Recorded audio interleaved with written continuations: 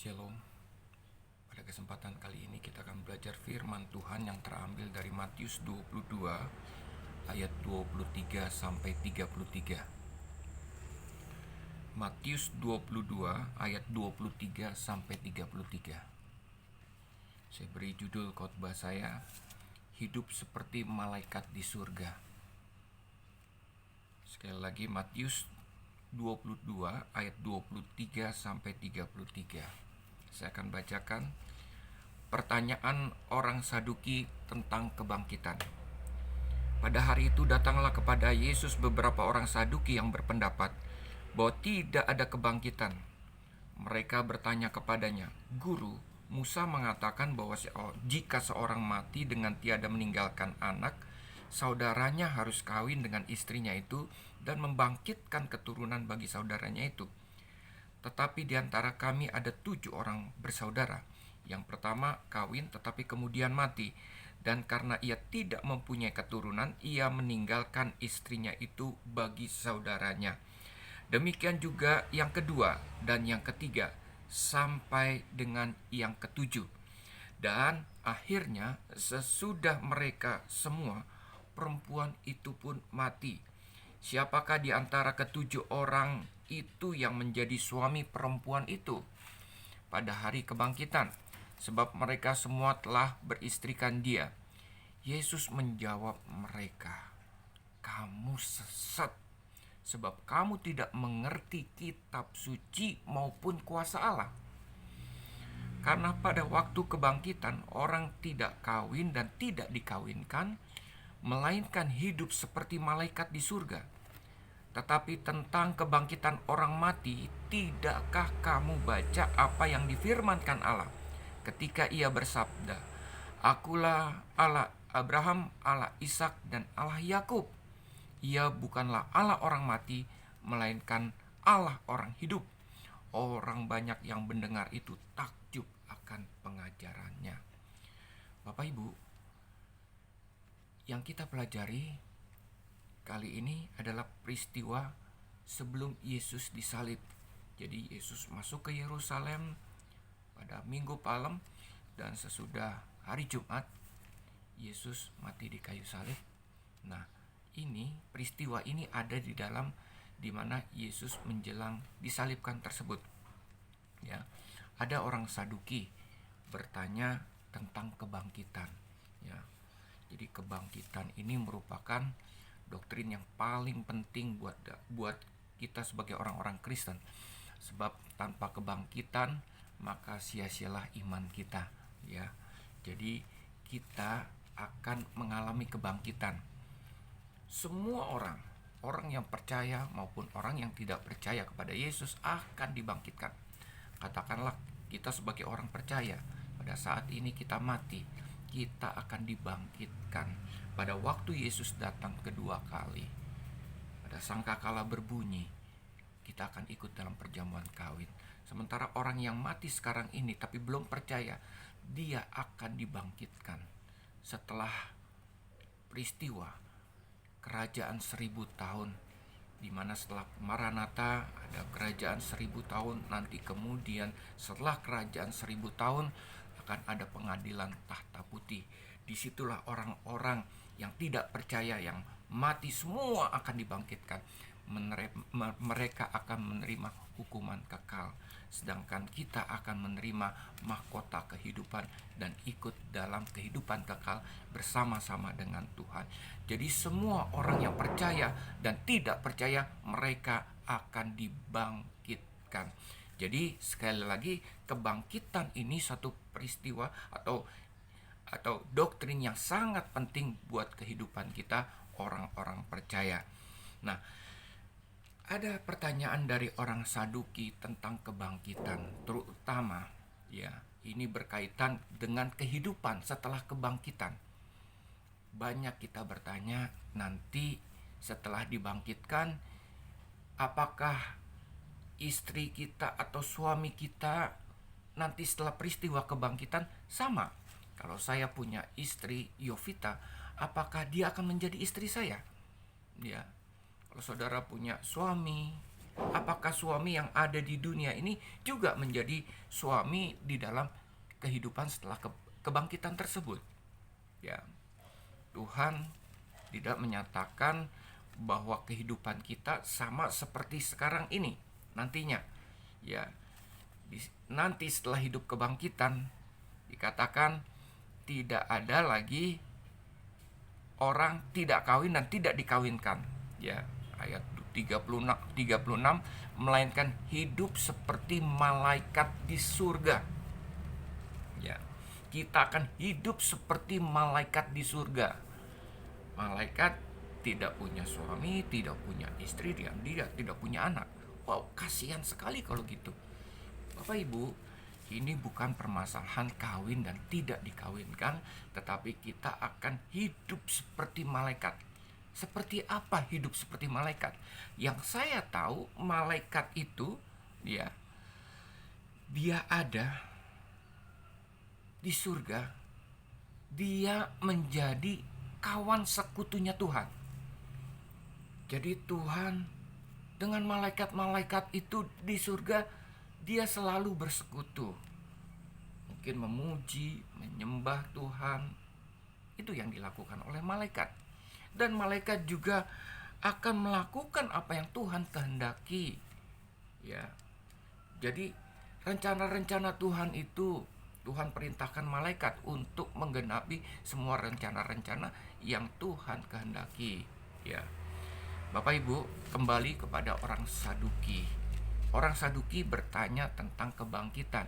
Dia bertanya bukan kepengen tahu tentang kebangkitan tersebut, tetapi sesungguhnya orang Saduki ini sedang menguji tentang kebangkitan. Karena apa? Orang Saduki tidak percaya tentang adanya kebangkitan. Ya, banyak orang sekarang ini tidak percaya ada kebangkitan. Ya, banyak orang percaya akan karma.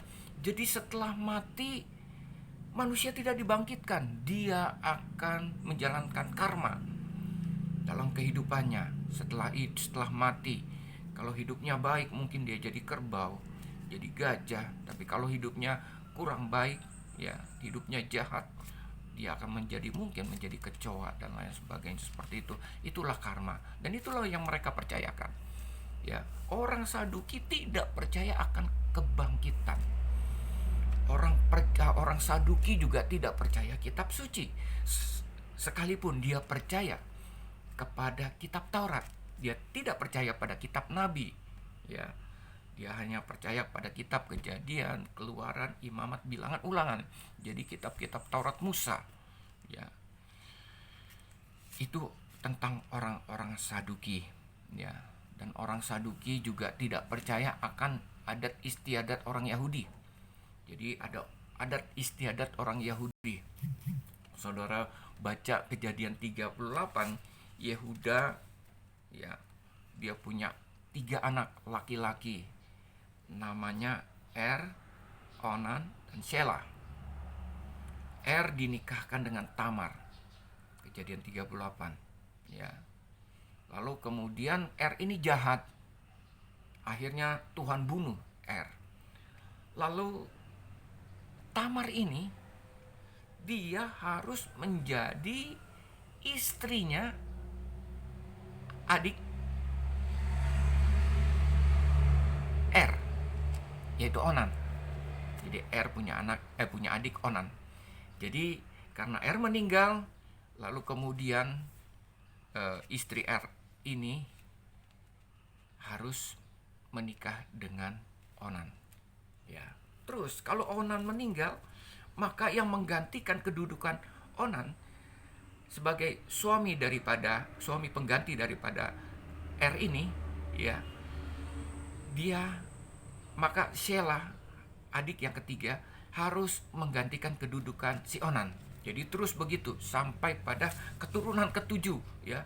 Kalau memang keturunan pertama sampai ke-6 meninggal, maka keturunan ketujuh pun, adik yang ketujuh maksud saya, dia harus menggantikan kedudukan dari anak yang pertama, anak yang sulung, ya. Di situ dikatakan Di ayat 25, tetapi di antara kami ada 7 orang bersaudara. Yang pertama kawin, tetapi kemudian mati, dan karena tidak mempunyai keturunan, ia meninggalkan istri itu bagi saudaranya. 26, demikian juga yang kedua dan ketiga, sampai dengan yang ketujuh. Dan akhirnya sesudah mereka semua, perempuan itu pun mati. Siapakah di antara ketujuh orang ini yang menjadi suami perempuan itu pada hari kebangkitan? Sebab mereka semua telah beristrikan dia. Jadi si Tamar ini akan punya 7 suami. Ya. Kalau dia dibangkitkan, mereka dibangkitkan. Itu pertanyaan dari orang Saduki. Ya. Lalu apa yang dikatakan oleh Tuhan Yesus kepada orang Saduki ini? Tuhan Yesus katakan di dalam ayat 29,